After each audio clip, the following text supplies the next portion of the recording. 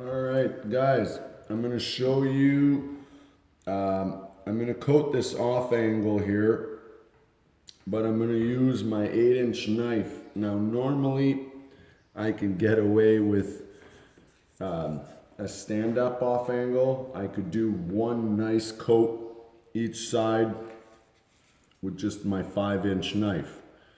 A stand-up is a lot more forgiving. It's a lot easier. Now this is a 24-foot no coat strung with a laser. All right, and what happens when you use a laser on a crooked wall is you get a lot of blisters because you're trying to wiggle it and set it just perfect. Doesn't matter, you could put a lot of mud, load it up real heavy, wiggle it into place, wipe it. But because that drywall is dipping down so much in the off angle, right? What happens is you always get a little blister. You're gonna get one or two. I'll guarantee you that.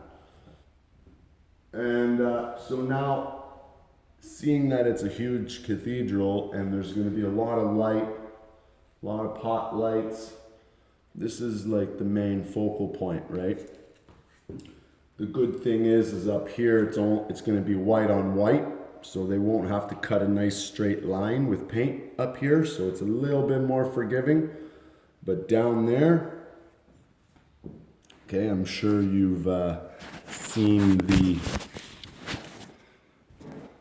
okay? So for that off angle down there, that one is gonna be even worse. The reason why is because it's gonna be white to color, because the wall will be color and the cathedral, this ceiling here, will be white.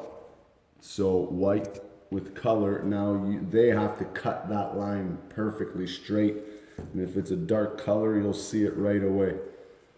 So that's another tip, I guess. But up here, it can have a little wave. It's no big deal.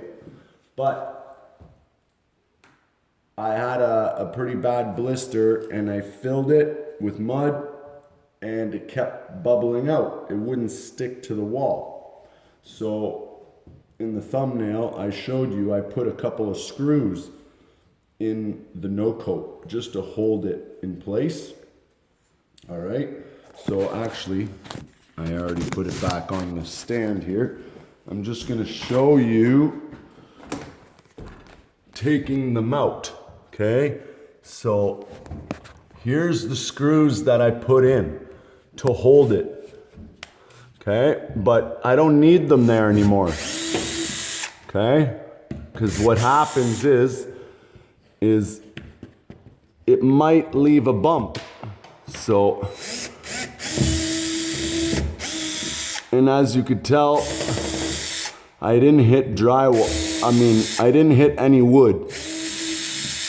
All right, so I'm just going to remove them. I just need 2 hands to take them out. But, so yeah, I didn't hit any wood, but it's no big deal. It's just so that's why I put a few of them. It's just so that the no coat sticks. Now the mud is sticking it on, so I could just peel the screws off and finish coating it with my 8-inch knife. Now this section here doesn't look that bad, but I had to use the 8-inch on that one because it was pretty wonky. So I'm gonna show you how I coat this.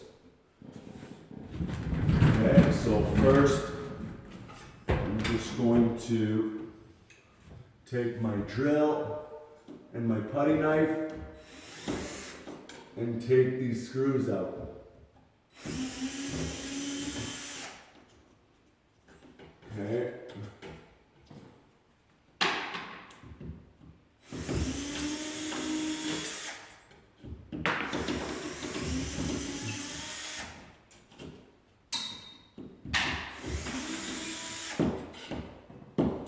And there you go. That actually looks nice and flat. Okay.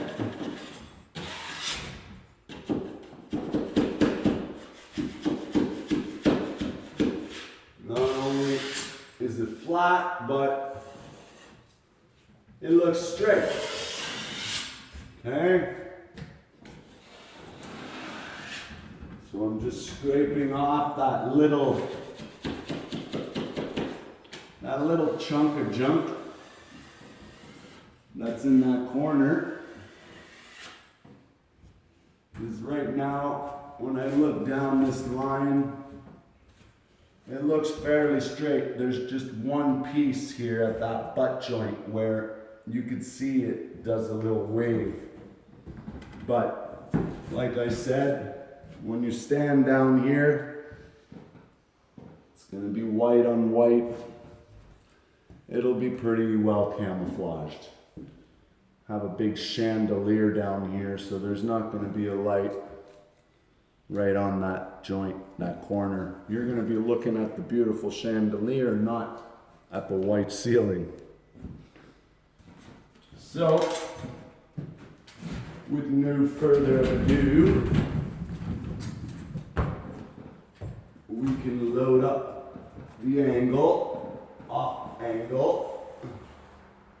Again, I'm using my 8-inch knife.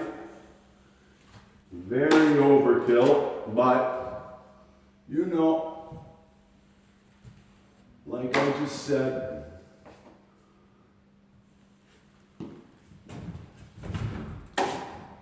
this is a pretty big section of off angle. All right. So just load her up, nice and ugly.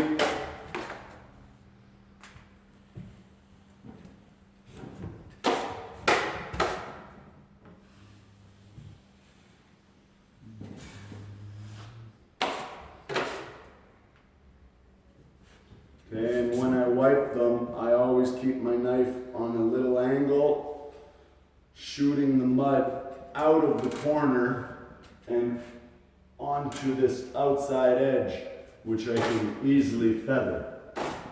Okay? And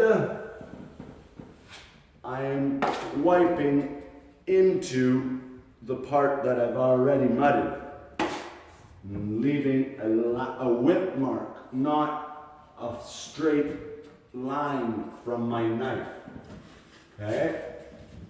So I really want to make sure that that corner is nice and crisp. All right. This is where it takes a couple of passes just to take all that mud out of that inside corner. I want to leave that inside corner as clean as possible. All right. There we go. And I think that doesn't look too bad. Now I can take my knife, hold it sideways, and just clean up that angle a little bit. All right, and the rest should easily sand off.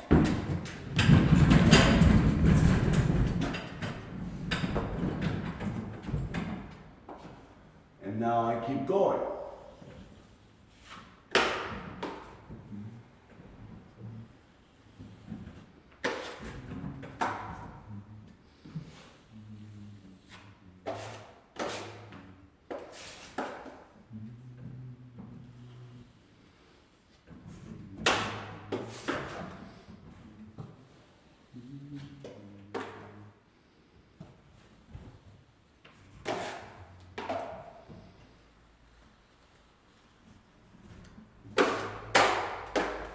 And when I load it with my knife, I hold the pan right under the knife, okay? And as soon as I see the mud dripping off the edges, I bring the knife down and I wipe it before it lands on my head. All right? Or on the floor, one of the two. So I'll clean my edges a little bit. Okay.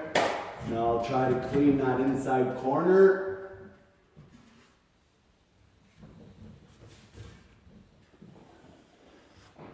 And the other one.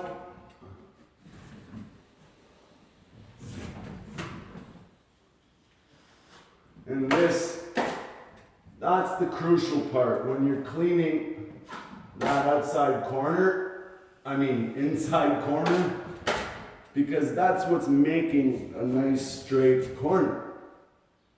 If you go and leave it all wavy, it'll be a lot harder to sand. Okay? So I just keep doing that as many times as I need till I'm happy with the way that that corner looks. The inside corner.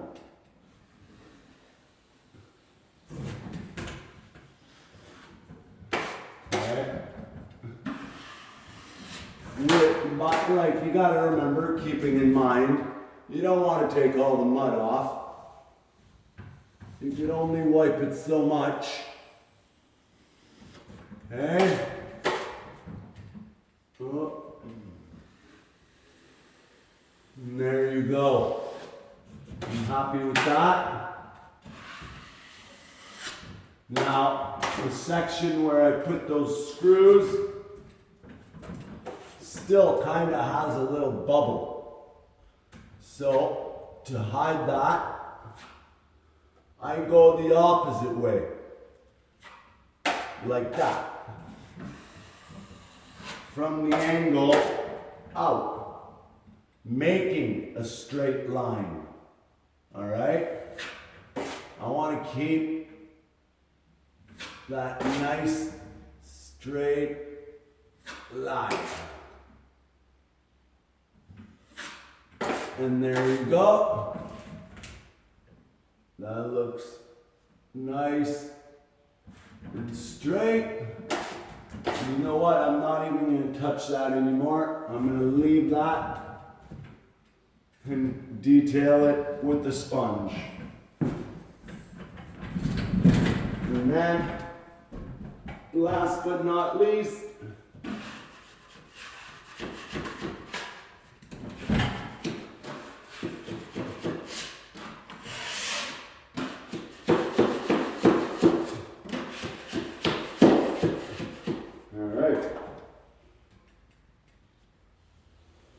it's mostly those three ways that really needed the 8-inch knife.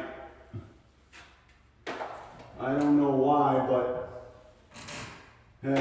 go figure, right? The drywall wasn't perfect. That never happens. Ever.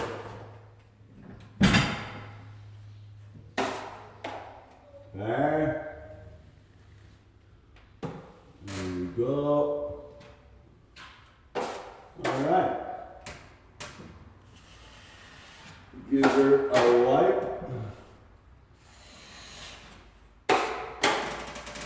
Find my corner.